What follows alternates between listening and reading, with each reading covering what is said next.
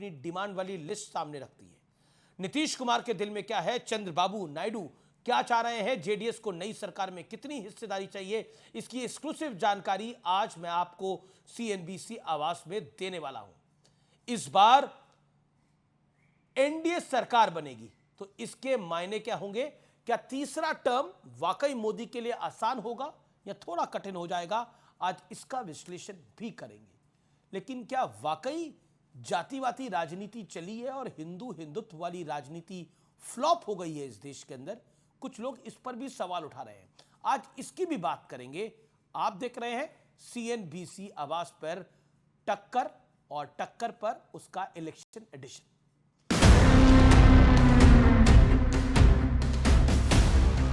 चुनावी नतीजों के बाद इन दो चेहरों पर सबकी नजर टिकी है, इसलिए इनकी पार्टी की तरफ से मजबूत समर्थन का दावा भी है और मोल भाव की चर्चा भी खूब हो रही है। हम लोग एनडीए के साथ हैं, पूरी मजबूती के साथ हैं और पूरी मजबूती के साथ एनडीए के साथ रहेंगे। विशेष राज्य का दर्जा बिहार को मिले, ये हमारी इच्छा जरूर है। यूसीसी पेचीदा विषय है, सभी को साथ लेकर, सभी को विश्वास में लेकर, सभी से चर्चा करके इस विषय को तलाश करना।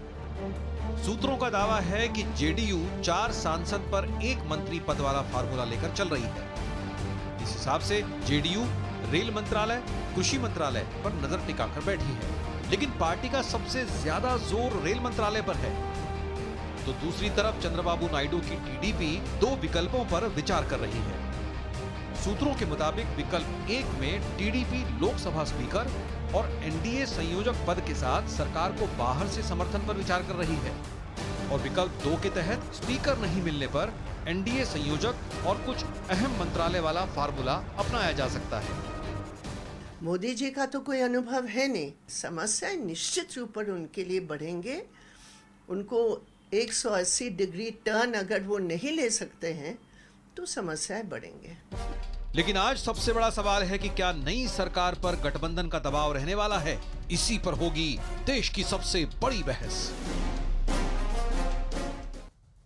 एक तरफ डिमांड वाली लिस्ट की बात हो रही है तो दूसरी तरफ एनडीए के घटक दल कह रहे हैं कि हम मोदी के साथ हैं।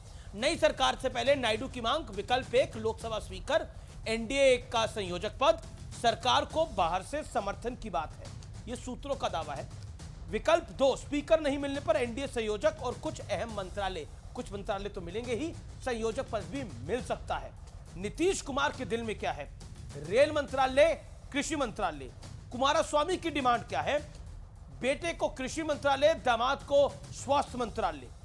सूत्रों का दावा है, क्या बीजेपी का रुख क्या है, रक्षा मंत्रालय, वित्त मंत्रालय, गृह मंत्रालय, विदेश मंत्रालय, रेल मंत्रालय, सड़क परिवहन मंत्रालय। इन पर कोई समझौता भारतीय जनता पार्टी नहीं करेगी। ये जो मंत्रालय हैं, ये सबसे अहम मंत्रालय होते हैं सरकार के अंदर।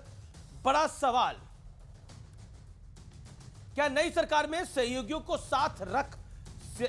को साथ पाएंगे नरेंद्र मोदी? ये आज का बड़ा सवाल है। क्या नई सरकार में सहयोगियों को साथ पाएंगे नरेंद्र मोदी? ये बड़ा सवाल है। सुधांशु त्रिवेदी मेरे साथ हैं, राजीव रंजन मेरे साथ हैं, ज्योत्सना है मेरे साथ टीडीपी की, मेरे साथ सुनील यादव है, प्रवक्ता समाजवादी पार्टी के, विवेक श्रीवास्तव है। लेकिन बड़ी खबर आ रही है, कंगना रनौत बीजेपी की सांसद है, उनको चाटा पड़ा है, उनको थप्पड़ मारा गया है चंडीगढ़ एयरपोर्ट पे सीएसएफ जवान द्वारा।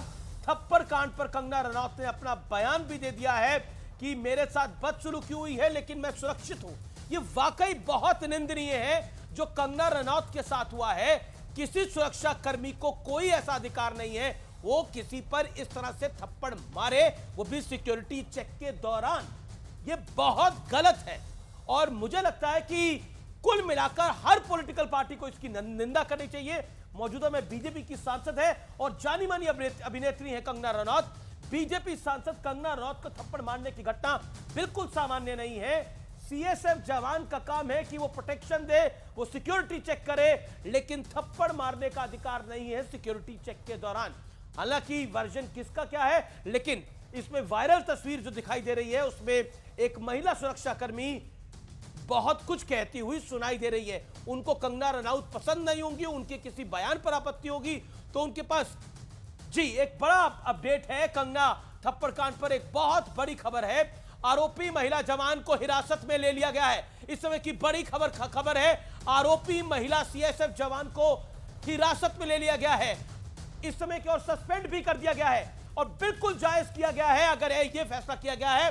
कंगना रनौत थप्पड़ कांड में यह बड़ा अपडेट है। इस समय मेरे साथ विवेक श्रीवास्तव है, सुनील यादव है, मैं आप उनका रुख कर सकता हूं। मेरे साथ डॉक्टर सुधांशु त्रिवेदी भी है। मैं आपके पास आता हूं। पहले राजीव रंजन, जिस तरह से सीएसएफ जवान ने चेकिंग के दौरान कंगना रनौत को थप्पड़ मारा, उस पर आपकी पहली प्रतिक्रिया क्या है? राजीव रंजन, एक मेंबर ऑफ पार्लियामेंट है सिटिंग। देखिए निसंदेह ये निंदनीय घटना है। इसकी कठोरतम शब्दों में मैं भर्त्सना करता हूँ।